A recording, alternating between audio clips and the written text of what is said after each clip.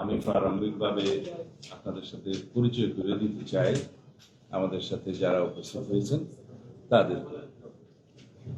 জমিয়তুল উলামায়ে ইসলামের সম্মানিত আমির মৌলানা ওবায়দুল্লাহ ফারুক এবং মহাসচিব মৌলানা মঞ্জুরুল ইসলাম আফিন্দি, আমার বামে সিনিয়র সহসভাপতি রবি ইউসুফি, সিনিয়র সহসভাপতি, আপনারা সিনিয়র যুগ্ম মহাসচিব মৌলানা বাহাউদ্দিন জাকারিয়া, যুগ্ম মহাসচিব মৌলানা তাফাজ্জুল আজিজ, যুগ্ম মহাসচিব, সহসভাপতি জনাব মৌলানা জুনায়েদ আল হাবিব, মৌলানা নাজমুল হাসান কাসিমি, সহসভাপতি মৌলানা মুজিবুর রহমান, মৌলানা আব্দুল কুদ্দুস তালুকদার, সহসভাপতি, সাংগঠনিক সম্পাদক মৌলানা লোকমান মাঝহারি। আমাদের সাথে নির্বাচনী সমঝোতার ভিত্তিতে যে সমস্ত আসন তাদের সাথে আমাদের সমঝোতা হয়েছে, ওই আসনে বিএনপির কোনো প্রার্থী থাকবে না। সারা বাংলাদেশে অন্যান্য আসনে ওনাদের কোনো প্রার্থী থাকবে না। আমরা সেই সমঝোতার মধ্যে পৌঁছতে হয়েছি এবং আমরা আগামী দিনে গণতান্ত্রিক উত্তরণে সম্মিলিতভাবে সেই নির্বাচনী বৈতরণী পার হওয়ার জন্য আমাদের আরো যাদের সাথে আসন সমঝোতা হয়েছে সেটা পরবর্তীতে আপনারা জানবেন, বৈঠকের মাধ্যমে মাননীয় মহাসচিব বলবেন।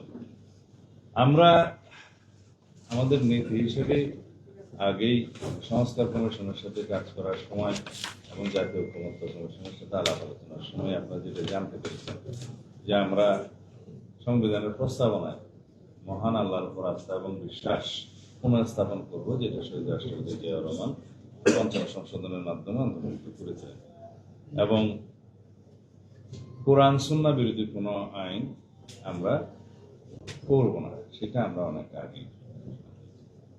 আর কওমি লাইনের মাদ্রাসা থেকে যারা পাশ করবেন তাদের সর্বোচ্চ ডিগ্রি আছে সেই লাইনে, এবং সেই হিসেবে আমরা কিছুদিন আগে আমাদের কর্মসূচিতে অন্তর্ভুক্ত করেছি, সামনের নির্বাচনী ইশতেহারে থাকবে যে ইমাম, খতিব, মুয়াজ্জিন তাদের জন্য আমরা রাষ্ট্রীয় ভাতার ব্যবস্থা করব, উৎসব ভাতার ব্যবস্থা করব, এবং যেটা একটা ট্রাস্ট আছে সেই সংক্রান্ত সেই ট্রাস্টকে আরো শক্তিশালী করে সেটা তাদের জন্য আমরা ব্যবস্থা করব রাষ্ট্রীয়ভাবে।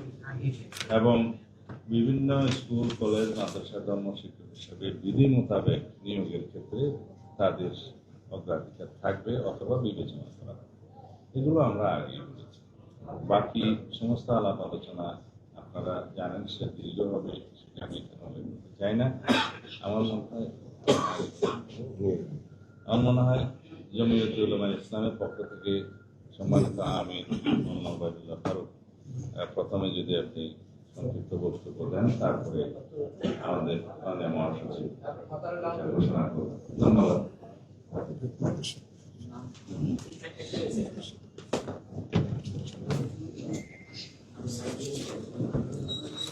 বিসমিল্লাহির রহমানির রহিম। আলহামদুলিল্লাহি রাব্বিল আলামিন ওয়াস সালাতু ওয়াস সালামু আলা খাতামিন নবিয়্যিন। আজকে আমরা আগামী নির্বাচনে যেহেতু দেশ স্বাভাবিক অবস্থায় থাকে নাই, ইলেকশনি সমঝোতায় দুই শিবিরে, দুই মেরুতে ভাগ হয়ে গেছে। আমরা এই দেশের পরিচালনার ব্যাপারে দেশ ও জাতির কল্যাণে আমাদের কাছে জাতীয়তাবাদী দলই অন্য দলের চাইতে বেশি আস্থাভাজন, যার কারণে জাতি ও দেশের কল্যাণের জন্য আমরা জাতীয়তাবাদী দল, শহীদ জিয়াউর রহমানের আপনার দল, আমাদের সাবেক প্রধানমন্ত্রী খালেদা জিয়ার দল, ওনাদের সময়ে দেশের যে অর্থনীতি বা স্থিতিশীলতা ছিল, যার কারণে আমরা দীর্ঘদিনের আপনার দেখা হিসাবে এই দেশের আস্থাভাজন একটা দল, যার হাতে এই দেশ সুপর্দ করা যায়, আমরা জাতীয়তাবাদী দল মনে করি। যার কারণে আমরা বিশ্লেষণ করে, আমরা নিজে নিজে চিন্তা ভাবনা করে সিদ্ধান্ত নিয়েছি যে আমরা ইলেকশন জাতীয়তাবাদী দলের সাথে করব। যার কারণে আমরা এই সিদ্ধান্তে উপনীত হয়েছি। আল্লাহ তাআলা যেন আমাদের সামনের রাস্তাটাকে যেন ভালো রাখেন, ভালো চলেন। ইসলামী মূল্যবোধের বিশ্বাসী দল, এই হিসাবে আমরা ওনাদেরকে আর এরপরে জাতি ও দেশের কল্যাণের জন্য আমরা 8 দলীয় জোটের এমন কোনো আপনার অতীতে চালাইছেন বা ওনাদের এইসব আমরা কিছু দেখি নাই এখনো। আমরা বিএনপিকে 3 টার্ম দেখছি, যার কারণে আমরা বিএনপির উপরে আস্থা রাখতে পারি। আর বিএনপির উপর কাছে এই আবেদন আমাদের থাকবে যে সরকার গঠন আল্লাহ তাআলা যদি তৌফিক দেয়, তাহলে এই দেশের জনসাধারণ যেভাবে দেশকে সামলানো আর অগ্রসর করে নেওয়া, ঠিক এইভাবে ইসলামী অঙ্গনটাকে যেন আপনার গতিশীল করা হয়। আওয়ামী লীগে এই 15-16 বছরে ইসলামের যে অবস্থা ঘটাইছে, এখান থেকে যেন আমরা উত্তীর্ণ হইতে পারি। আল্লাহ তাআলা যেন আমাদেরকে ইসলাম নিয়ে, ধর্ম নিয়ে, দেশ নিয়ে যেন সুন্দরভাবে আমরা চলতে পারি, এটা আল্লাহ তাআলার কাছে আমরা কামনা করি। সংবিধানে মহান আল্লাহর উপরে আস্থা ও বিশ্বাস, এটাকে পুনর্বহাল করা। এরপরে আল্লাহ তাআলা যেন আমাদের অর্থনীতি, সমাজনীতি, ধর্ম নিয়ে চলার জন্য আল্লাহ তাআলা যেন এই সামনের সরকারকে যেন আল্লাহ তৌফিক দেন, এই দোয়া করি।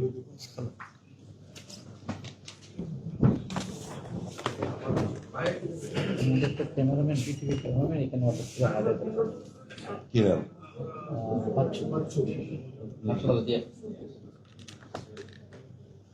বিসমিল্লাহির রহমানির রহিম। আজকে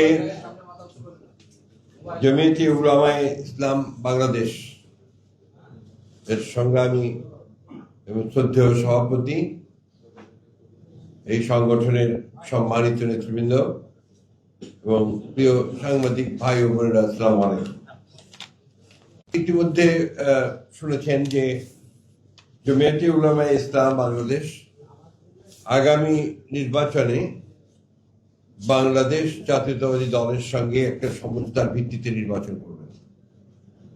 আমরা তাদেরকে এই বিষয়ে আমাদের দলের পক্ষ থেকে অভিনন্দন জানাচ্ছি, শুভেচ্ছা জানাচ্ছি, পরম করুণাময় আল্লাহ তাআলার কাছে এই দোয়া করছি যে তাদের এই উদ্যোগ যেন সফল হয়।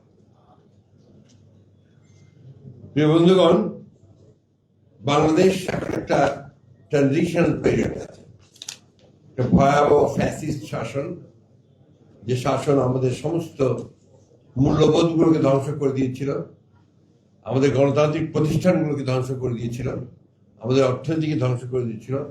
সেই ফ্যাসিস্ট শাসন থেকে বেরিয়ে এসে আমরা এখন একটা নির্বাচনের দিকে যাচ্ছি এবং নির্বাচনের পরে একটা নির্বাচিত সরকার, নির্বাচিত পার্লামেন্ট আমাদের দেশকে, আমাদের জাতিকে সঠিক পথে এগিয়ে নিয়ে যাবে, এই প্রত্যাশা আমরা সবাই করছি।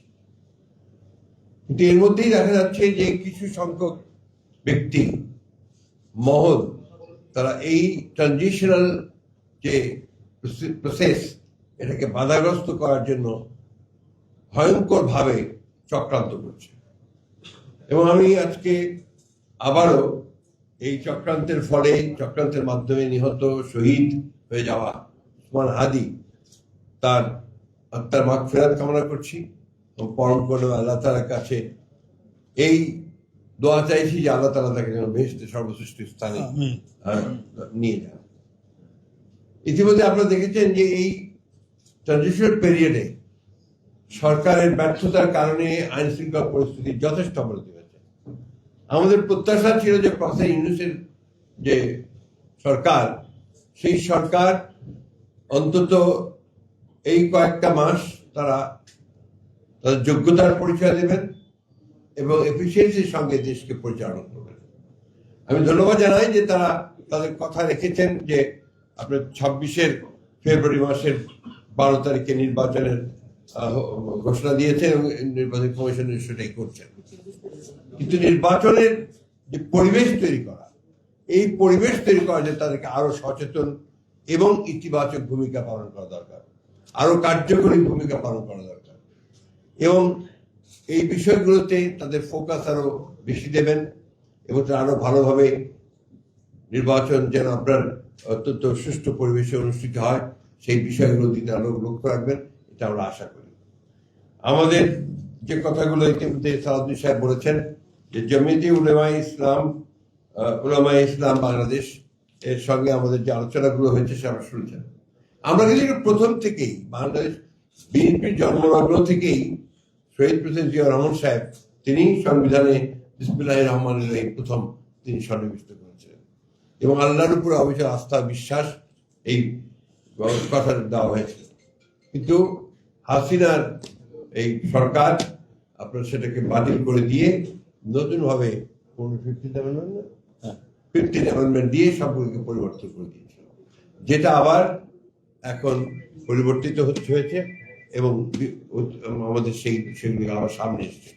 আমরা ইতিমধ্যে কমিটেড যে আমরা যে 15th অ্যামেন্ডমেন্ট আমাদের যে কনস্টিটিউশনের যে বিধানগুলো ছিল সেগুলোকে আমরা অবশ্যই আমরা আমাদের সামনের দিনে আমরা সেগুলোকে অগণতান্ত্রিক বিধানগুলোকে বাদ দিয়ে গণতান্ত্রিক বিধানগুলোকে আমরা সামনের দিকে নিয়ে আসবো। আমি বক্তব্য দীর্ঘ করবো না, আমি এখন আপনাদের সামনে একটু ঘোষণা করবো যে কোন কোন আসনগুলোতে আমরা তাদের সঙ্গে সমঝোতা করছি।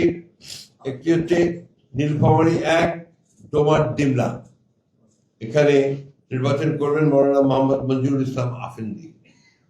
নারায়ণগঞ্জ 4 ফতুল্লা মুফতি মনির হোসেন কাসেমি।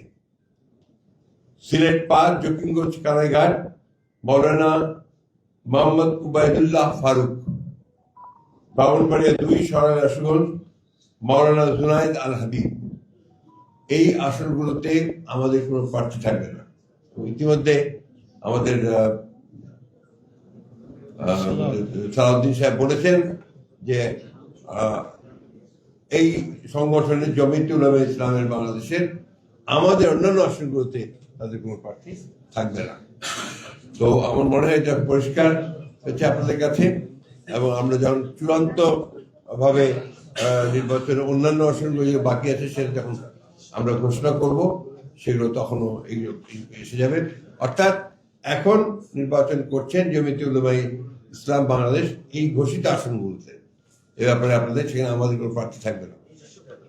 হ্যাঁ, নিজস্ব প্রতীকী করবে, তাহলে এর বাইরে তো উপায় নেই, এখন ওদের সংগঠনকে নিজস্ব প্রতীকী করতে হবে। তো আমরা মনে করি যে আমাদের সর্বস্তরের নেতাকর্মী তাদের সম্পূর্ণভাবে সহযোগিতা করবেন এবং জনগণ যারা ভোটার আছেন তারাও তাদের প্রতীকে ভোট দিয়ে ধানের শীষকে শক্তিশালী করবেন। ধন্যবাদ।